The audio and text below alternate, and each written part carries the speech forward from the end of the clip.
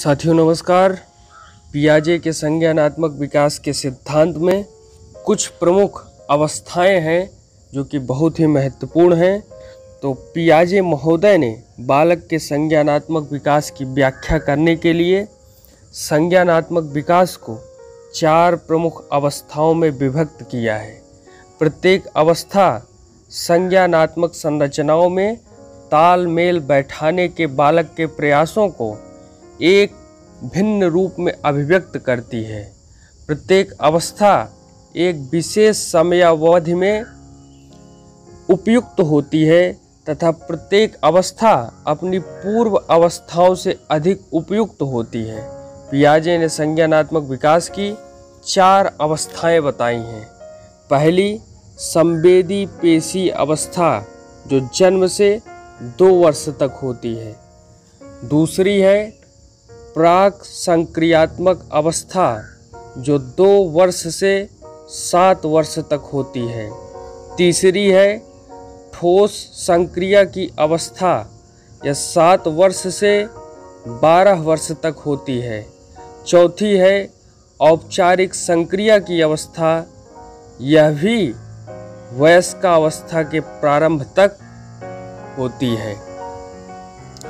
हम पहली अवस्था संवेदी पेशी अवस्था सेंसरी नोट्स स्टेज पर बात करें तो यह अवस्था जन्म से 2 वर्ष चलती है और इस अवस्था में शिशुओं का संज्ञानात्मक विकास 6 उप अवस्थाओं से होकर गुजरता है।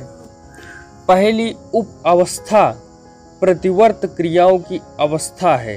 इसे हम स्टेज ऑफ रिफ्लेक्स एक्टिविटीज कहते हैं। यह जन्म से 30 दिन की अवस्था होती है। इस अवस्था में बालक मात्र प्रतिवर्त क्रियाएं रिफ्लेक्स एक्टिविटीज करता है।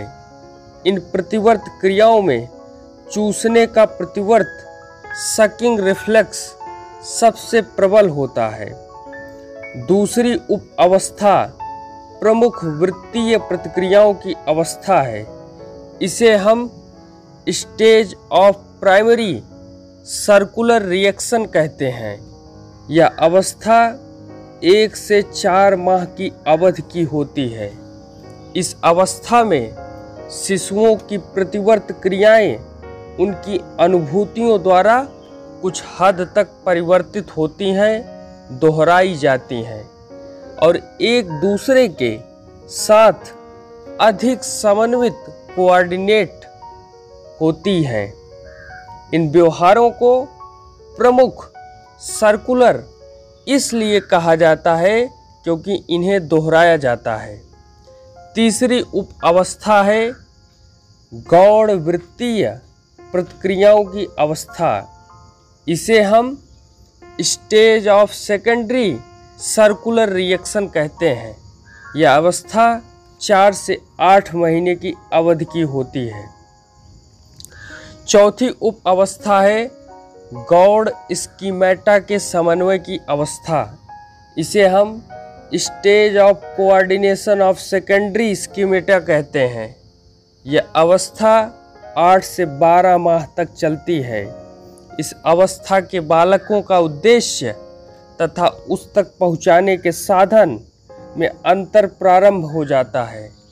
जैसे यदि कोई खिलौना छिपा दिया जाता है तो वह उसके लिए वस्तुओं को इधर उधर हटाकर खोज जारी रखता है। इसके द्वारा शिशु वयस्कों द्वारा किए जाने वाले कार्यों का अनुकरण इमिटेशन भी प्रारंभ हो जाता है। इस अवधि में शिशु जो भी स्कीमा सीखते हैं उनका वे एक परिस्थिति से दूसरी परिस्थिति में सामान्यीकरण अर्थात जनरलाइज करना भी प्रारंभ कर देते हैं। 5वीं उप अवस्था है तृतीय वृत्तीय प्रतिक्रियाओं की अवस्था। इसे हम stage of tertiary circular reaction भी कहते हैं। यह अवस्था 12 महीने से 18 महीने की अवधि की होती है। इस अवस्था में बालक वस्तुओं के गुणों को प्रयास एवं त्रुटि विधि से सीखने की कोशिश करता है।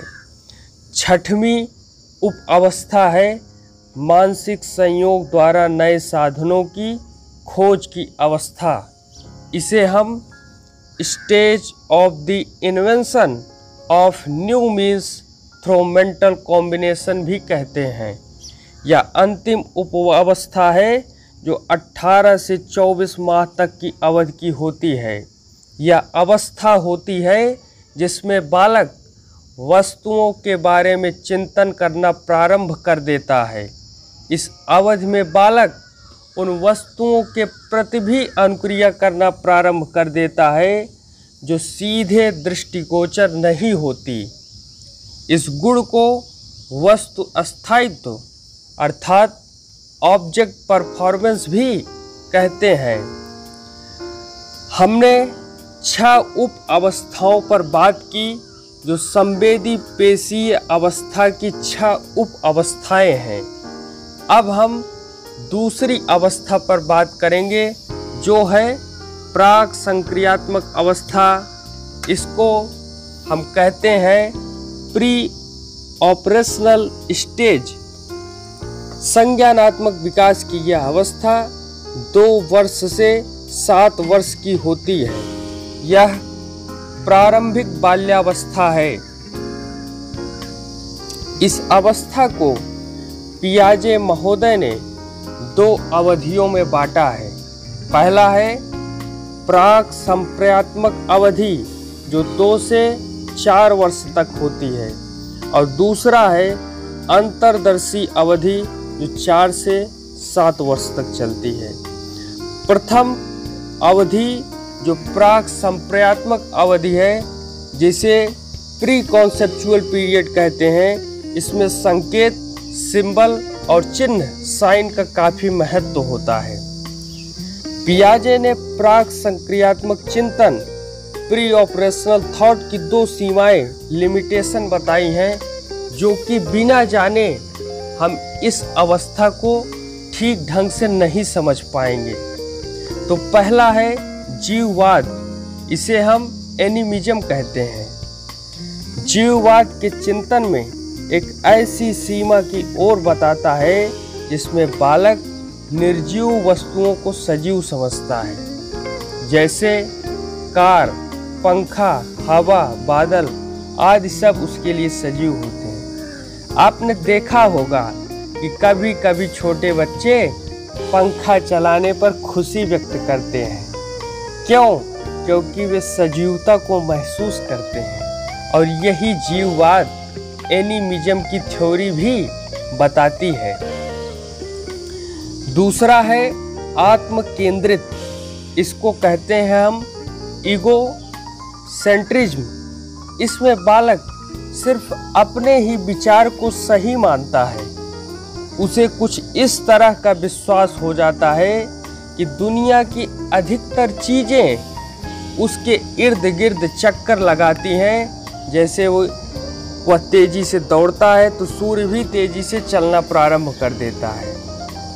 द्वितीय अवधि है अंतर्दर्शी अवधि, इसे हम इंट्यूटिव पीरियड भी कहते हैं। इस अवधि में बालकों का चिंतन एवं तर्कड़ा अर्थात रीजनिंग पहले से अधिक परिपक्व हो जाते हैं, जिसके परिणाम स्वरूप वह साधारण मानसिक प्रक्रियाएं जोड़, घटाव, गुणा, भाग आदि में सम्मिलित होती हैं, वह उन्हें कर पाता है। तीसरी अवस्था है ठोस संक्रिया की अवस्था, इसे हम स्टेज ऑफ कॉन्क्रीट ऑपरेशनल कहते हैं।